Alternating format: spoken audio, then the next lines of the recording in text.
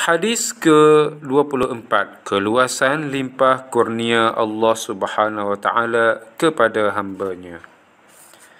Daripada Sayyidina Abu Dza Al-Ghifari radhiyallahu anhu bahawa Nabi meriwayatkan daripada Allah Subhanahu wa taala, dia berfirman, "Wahai hambaku, sesungguhnya aku telah mengharamkan kezaliman bagi diriku dan aku jadikannya haram antara kamu, maka janganlah kamu berlaku zalim sesama kamu. Wahai hambaku, kamu berada dalam kesesatan, melainkan orang yang aku berikan kepadanya petunjuk. Oleh itu, mintalah petunjuk daripadaku, nescaya aku akan berikan petunjuk kepada kamu.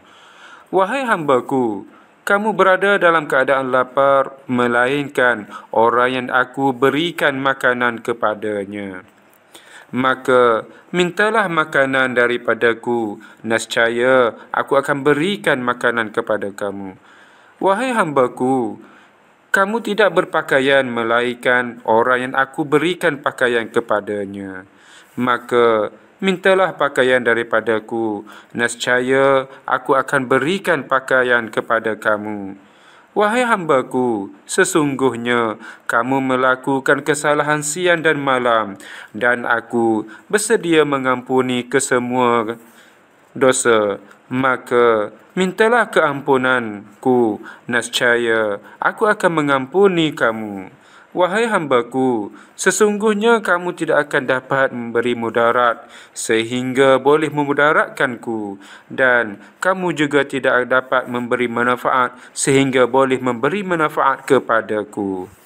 Wahai hambaku, sekiranya semua manusia dan jin yang terdahulu dan yang kemudian menjadi orang yang paling bertakwa dalam kalangan kamu, keadaan itu tidak sedikit pun menambah kemuliaan dan kehebatan kerajaanku.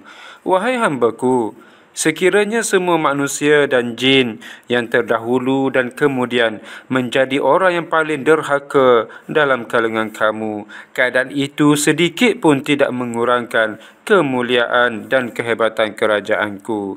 Wahai hambaku, sekiranya semua manusia dan jin yang terdahulu dan kemudian berhimpun di satu daratan yang luas dan mereka memohon hajat masing-masing, lalu aku tunaikan setiap permintaan mereka, keadaan itu sedikit pun tidak akan mengurangkan khazanahku, melainkan seumpama celupan sebatang jarum ke dalam lautan sahaja.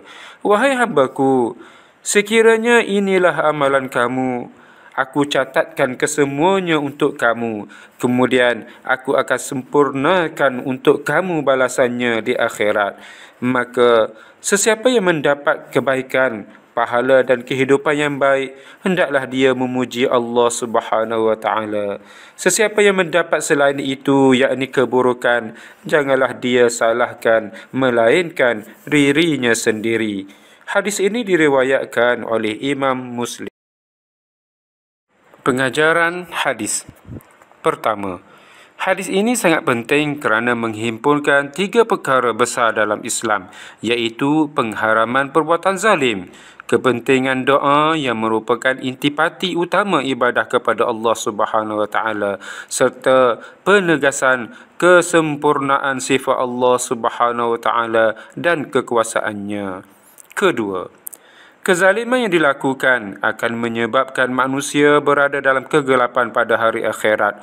Rasulullah SAW bersabda, "Takutlah kamu daripada melakukan kezaliman, kerana kezaliman itu mengakibatkan kegelapan pada hari kiamat." Riwayat Muslim. Ketiga, manusia bergantung harap sepenuhnya kepada Allah Subhanahu wa taala. Amalan ketaatan atau maksiat sedikit pun tidak akan menambah atau mengurangkan kemuliaan dan kehebatan Allah Subhanahu wa taala.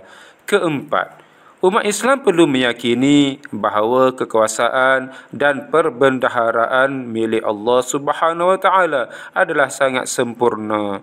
Jika semua permintaan ditunaikan oleh Allah Subhanahu wa taala, ini tidak akan mengurangkan pembendaharaannya walau sedikit pun. Kelima, Setiap amalan manusia, sama ada baik atau buruk, pasti akan dihitung dan diberikan pembalasannya di akhirat.